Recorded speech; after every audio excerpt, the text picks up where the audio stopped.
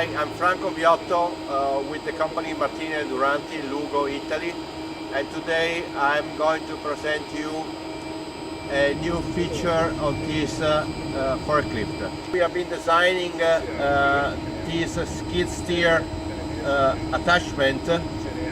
This is a way to use the forklift also for hitching any kind of equipment that normally go on trucks like bobcats.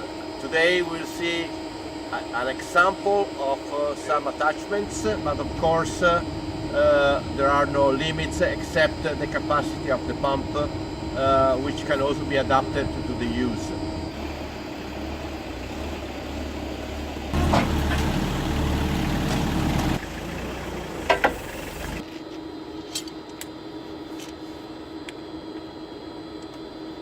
What we have been doing here is, as an example, we have been hitching the snow blade. You have seen that the hitch was very quick.